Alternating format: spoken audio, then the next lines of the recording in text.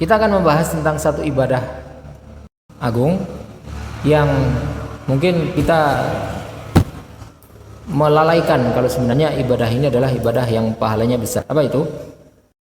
Namanya dalam bahasa Arab namanya at-taubah. Ada yang tahu apa artinya dalam bahasa Indonesia? Ya? Ya. Artinya adalah taubat. Taubat itu ibadah bukan? Taubat itu ibadah, bahkan ibadah yang terbesar, yang justru manusia itu ketika diciptakan di dunia itu justru diharapkan atau diinginkan oleh Allah SWT itu agar bertaubat, karena Allah SWT menanti taubatnya seorang manusia. Kalian pernah dengar hadis tentang bagaimana gembiranya Allah SWT ketika manusia itu bertaubat? Rasulullah SAW menyebutkan bahwasanya lallahu asyaddu farhan bi taubati 'abdihi hina yatubu ilaihi min ahadikum kana 'ala rahilatihi bi ardi falah. Sungguh Allah itu jauh lebih senang, jauh lebih bergembira dengan taubat hambanya ketika dia bertaubat daripada, ini perbandingannya, mana yang lebih menggembirakan. Jadi bayangkan kalau misalnya ada seorang yang melakukan perjalanan di tempat yang lapang, di padang pasir, tidak ada tumbuhan, tidak ada air, tidak ada pemukiman, jauh dari semua hal yang dibutuhkan dalam perjalanan. Dia melakukan perjalanan sendiri di tempat yang terbuka, bukan di daerah pemukiman. Fanfalatat minhu wa 'alaiha ta'amuhu wa syarabuh. Dia naik kendaraan unta misalnya, kemudian untanya itu lari, padahal semua perbekalan itu ada di unta tersebut, makanan, minumannya, semuanya ada di unta tersebut. Fa'isa minha, dia sampai putus asa, saya pasti akan mati karena nggak ada tumbuhan untuk dimakan, nggak ada air untuk diminum, dan jauh dari pemukiman. Kalau jalan ke sana pasti sudah akan mati kehausan, mati kelaparan, mati kepanasan dulu sebelum sampai ke perkampungan. Dia sampai putus asa. Fata syajaratan fattaja'a fi dhilliha. Kemudian dia mendatangi satu pohon, yang pohon itu bisa untuk digunakan untuk bernaung. Dia bernaung di bawah naungan pohon itu, kemudian dia berbaring di situ. Qad aysa min rahilatihi. Dia sudah putus asa, nggak mungkin kendaraan saya itu akan kembali, unta saya itu nggak mungkin kembali, jadi saya pasti akan mati. Saya berbaring di sini menunggu mati saja. Fabaina huwa kadzalik idza huwa biha qa'imah indahu. Ketika dia berbaring kemudian tertidur, ketika membuka mata ternyata untanya sudah di hadapannya. Gimana rasanya? Seberapa bahagia yang dia rasakan ketika dia mendapati hal tersebut. Fa akhadha bi hitamiha thumma qala min syaddatil farah. Kemudian dia megang tali unta tersebut, tali kekangnya, kemudian karena saking bahagianya dia sampai berkata, bersyukur kepada Allah, tapi saking bahagianya dia sampai salah dalam berkata. Dia berkata, Allahumma anta abdi wa ana rabbuk. Ya Allah, engkau adalah hambaku, aku adalah Tuhanmu. Karena dia saking bahagianya dia sampai salah untuk berbicara, salah untuk menyebut, karena dia saking berbahagianya. Di sini dalam hadis ini Rasulullah SAW menggambarkan bahwasanya Allah itu jauh lebih bahagia ketika ada seorang manusia itu bertaubat dibandingkan dengan orang ini yang kembali mendapatkan untanya. Jadi bisa kita bayangkan bagaimana Allah itu mengharapkan kita untuk senantiasa bertaubat ketika kita melakukan perbuatan salah, ketika kita melakukan perbuatan dosa. Jadi taubat yang kita lakukan itu akan ditunggu oleh Allah SWT, dan Allah SWT akan jauh lebih senang dengan taubat kita dibandingkan dengan kondisi orang tadi. Dan taubat manusia itu merupakan hal yang memang Allah SWT tunggu dari manusia, agar manusia itu senantiasa bertaubat, karena taubat itu sendiri adalah ibadah yang paling agung yang dinantikan oleh Allah SWT. Allah SWT, Rasulullah SAW menyebutkan tentang kondisi manusia. Jadi seandainya manusia itu tidak pernah melakukan kesalahan, seandainya manusia itu tidak pernah berdosa, kemudian dia tidak bertaubat, maka Allah SWT justru akan menggantikan manusia itu dengan makhluk lain yang berdosa, kemudian nanti dia akan bertaubat. Karena yang ditunggu, yang diharapkan oleh Allah SWT itu bukan hanya ibadah kita yang rutin kita lakukan, tapi justru taubat manusia ketika dia melakukan perbuatan dosa itu justru yang lebih ditunggu oleh Allah SWT. Jadi terkadang perbuatan dosa itu justru malah mengantarkan kita kepada ridho dan surga Allah SWT. Sebaliknya, terkadang ibadah kita itu justru malah menjerumuskan kita ke dalam neraka. Bagaimana bisa? Ketika kita melakukan perbuatan dosa, kita kemudian menyesali perbuatan dosa itu, kemudian kita bertaubat kepada Allah SWT. Taubat yang dilakukan oleh manusia ketika melakukan perbuatan dosa dan dia menyesal atas perbuatannya itu, pahalanya jauh lebih besar daripada ibadah sehari-hari yang kita lakukan secara rutin. Sebaliknya, terkadang perbuatan dosa itu justru malah perbuatan ibadah itu justru malah menjerumuskan manusia kepada neraka. Bagaimana? Ketika kita melakukan perbuatan ibadah, kemudian kita merasa bangga, saya adalah orang yang solih, saya adalah orang yang baik, sehingga rasa ujub, rasa takabur, rasa sombong, rasa berbangga diri itu justru dosa yang lebih besar dibandingkan dengan ibadah yang dia lakukan. Bahkan dosanya itu jauh lebih besar daripada dosa besar yang kita tahu. Makanya iblis itu dikeluarkan dari surga, dilaknat oleh Allah SWT, dikutuk, tidak akan mungkin bertaubat sampai datangnya hari kiamat karena satu perbuatan dosa yang dia lakukan. Dosanya apa? Dosanya itu bukan hanya karena dia tidak mau bersujud, tapi dosanya adalah dia aba wastakbar, qala ana khairun minhu. Ketika dia merasa sombong, ketika dia berkata bahwasanya saya lebih baik daripada Adam. Jadi manusia itu diciptakan oleh Allah SWT, memang sengaja Allah SWT menciptakan manusia itu penuh dengan kesalahan. Rasulullah SAW menyebutkan kullu bani Adam khata'un wa khairul khata'in at-tawwabun. Semua manusia itu adalah khata', orang yang melakukan kesalahan, orang yang selalu melakukan kesalahan. Wa khairul khata'in tawwabun, dan sebaik-baik orang yang melakukan kesalahan adalah orang yang banyak bertaubat. Jadi manusia itu memang diciptakan untuk melakukan kesalahan. Manusia itu diciptakan dan dibekali oleh Allah SWT dengan nafsu dan syahwat. Jadi memang wajar manusia itu melakukan dosa. Memang fitrah manusia itu melakukan kesalahan. Tujuannya apa? Tujuannya agar ketika melakukan kesalahan itu dia mau bertaubat. Karena Allah SWT menciptakan makhluk yang ditempatkan di bumi ini untuk beribadah. Ibadahnya apa? Ibadahnya bukan untuk selalu taat. Allah sudah memiliki makhluk yang senantiasa taat, yaitu para malaikat. Allah menciptakan manusia yang dipenuhi dengan kesalahan, tujuannya adalah agar kita mau meminta ampun kepada Allah, agar kita beristighfar, agar kita bertaubat kepada Allah SWT. Rasulullah SAW bersumpah, walladzi nafsi biyadih, demi zat yang jiwaku berada di tangannya. Siapa itu? Zat yang jiwaku berada di tangannya, Allah. Jadi ketika Rasulullah SAW bersabda walladzi nafsi biyadih, demi zat yang jiwaku berada di tangannya, itu artinya adalah demi Allah.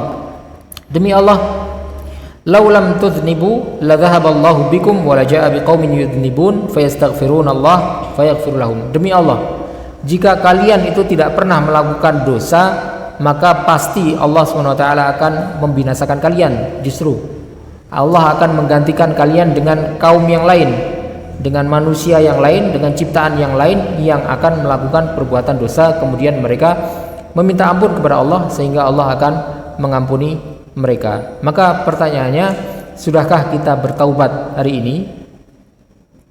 Karena taubat itu adalah ibadah terbesar yang justru kita lalaikan.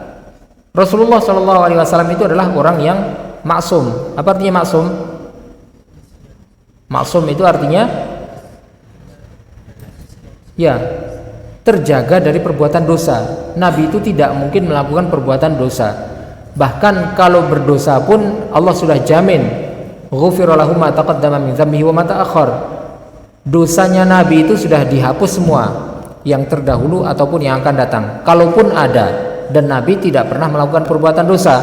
Tapi Rasulullah SAW itu dalam sehari semalam itu beristighfar, bertaubat kepada Allah SWT lebih dari 100 kali.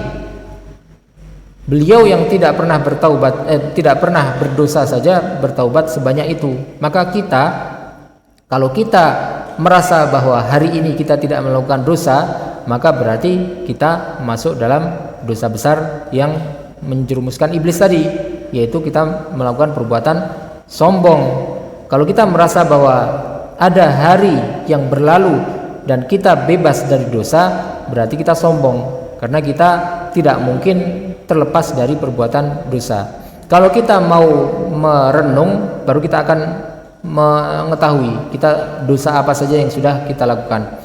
Jadi Nabi memberikan contoh kepada umatnya, beliau beristighfar, beliau bertaubat sehari lebih dari 100 kali. Tujuannya untuk memberitahukan kepada kita bahwa kita itu jauh lebih pantas untuk bertaubat kepada Allah SWT dengan jumlah yang lebih banyak daripada itu.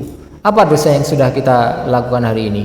Direnungi saja sendiri-sendiri, kemudian diistighfari dan bertaubat kepada Allah SWT.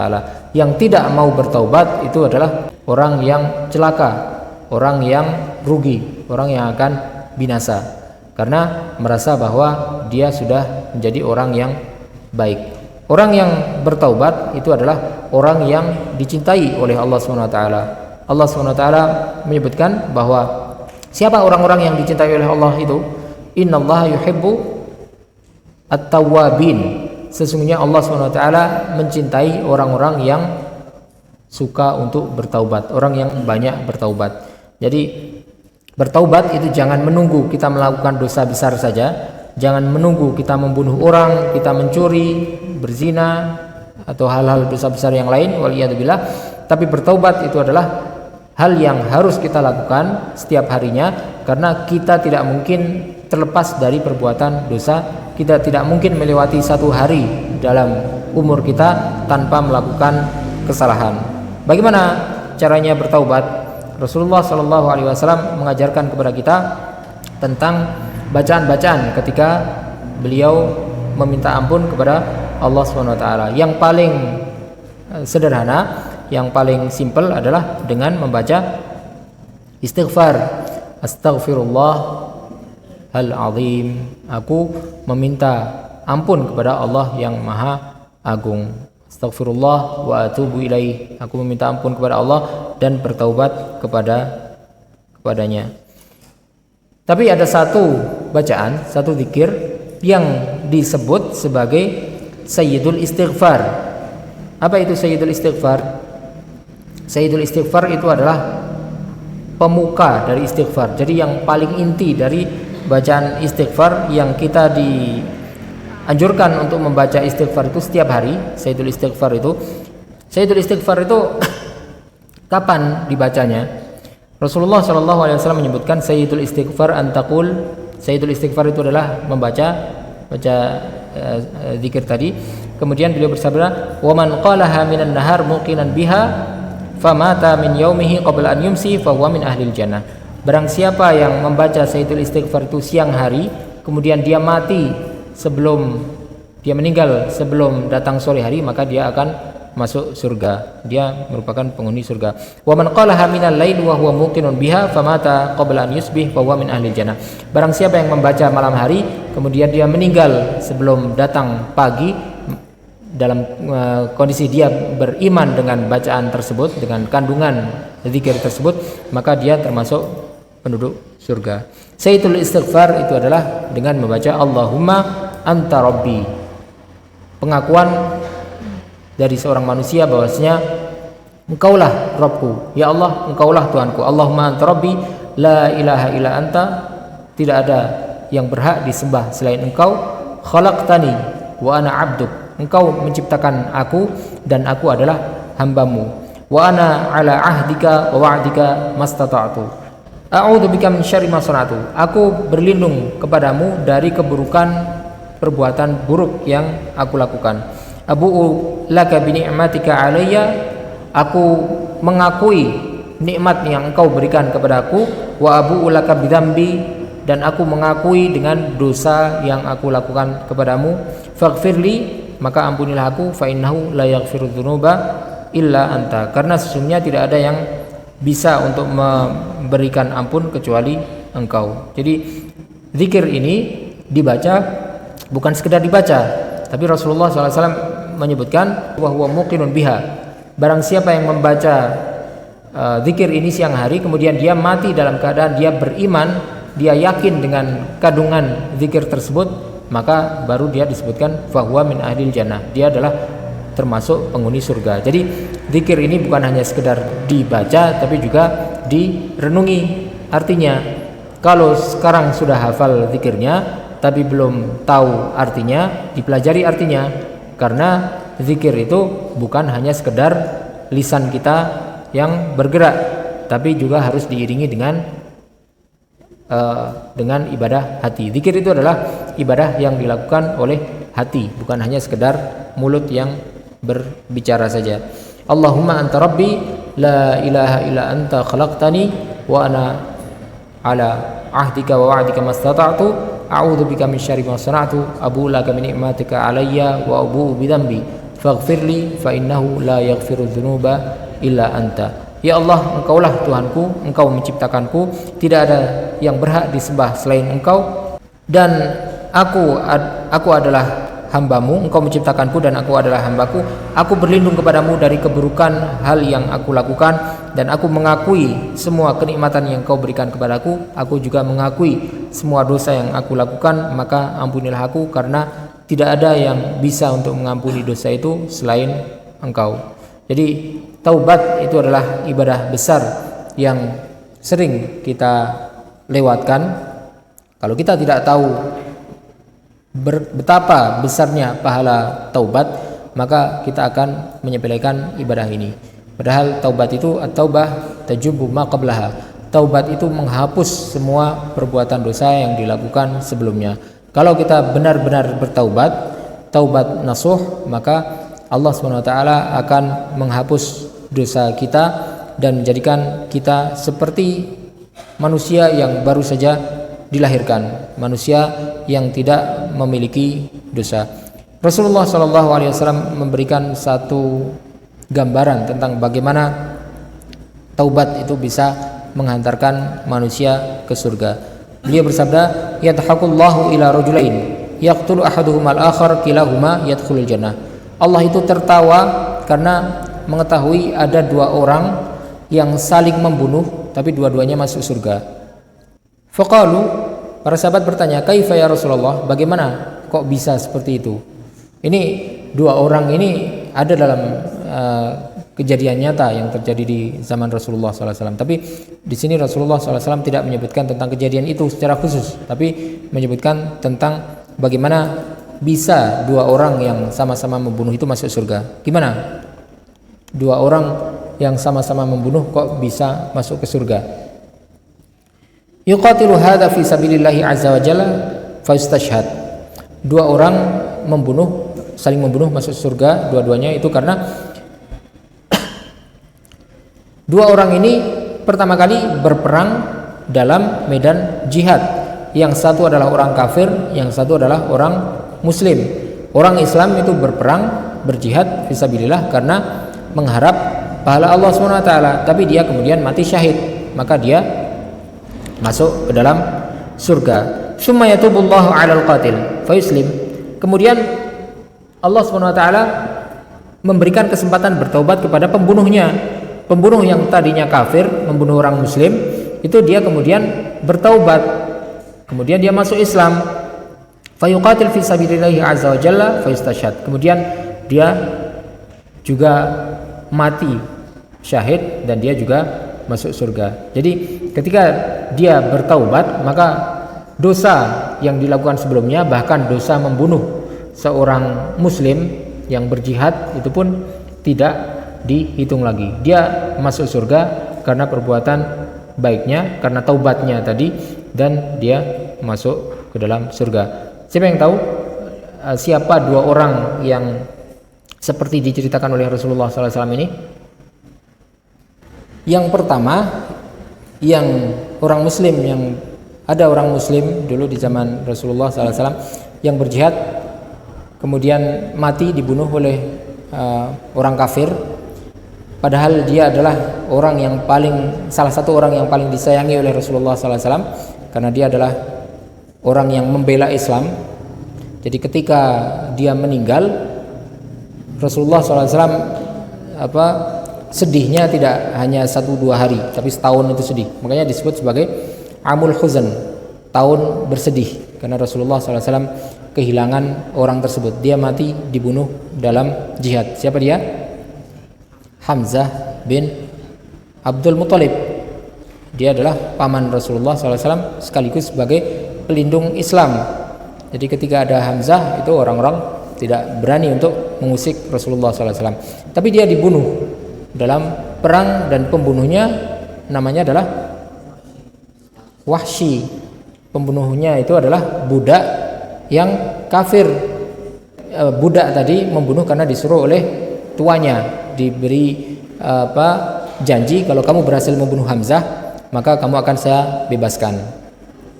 Wahsy sendiri kemudian beberapa tahun setelah itu dia masuk Islam.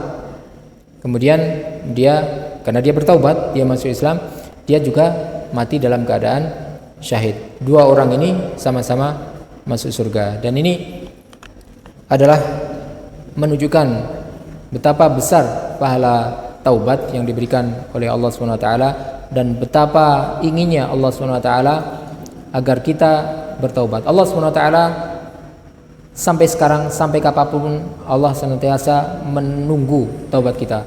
Rasulullah SAW menyebutkan, Innallaha yabsutu yadahu bil-lail liyatuba musii'un nahar. Sesungguhnya Allah SWT senantiasa membentangkan tangannya di malam hari, menunggu orang-orang yang siang hari berdosa itu bertaubat kepada Allah SWT. Wa innallaha yabsutu yadahu bin nahar liyatuba musii'ul lail. Dan di siang hari Allah SWT juga menanti orang-orang yang tadi malam berbuat dosa agar bertaubat, meminta ampun kepada Allah SWT. Jadi kita senantiasa ditunggu oleh Allah SWT agar kita bertaubat. Setiap saat Allah SWT menunggu kita bertaubat. Maka pertanyaannya, sudahkah kita bertaubat hari ini? Dan berapa banyak kita bertaubat? Karena dosa yang kita lakukan itu terkadang kita tidak pernah mengira, kita tidak pernah menghitung berapa dosa yang kita lakukan. Kita sering lalai dengan menghitung pahala yang kita lakukan.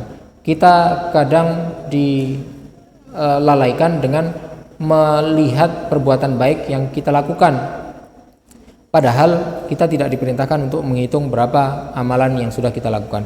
Kita terbuai dengan ibadah yang kita lakukan. Saya hari ini sudah membaca Al-Quran sekian juz, saya hari ini sudah menghafal sekian banyak Al-Quran, saya sudah membaca zikir sekian, saya sudah sholat ini, saya sudah puasa sunnah hari ini. Tapi kita lupa untuk menghitung perbuatan buruk yang kita lakukan. Karena salah satu syarat utama kita bertaubat adalah ketika kita merasa salah. Kita tidak mungkin akan bertaubat ketika kita tidak merasa bahwa kita berdosa.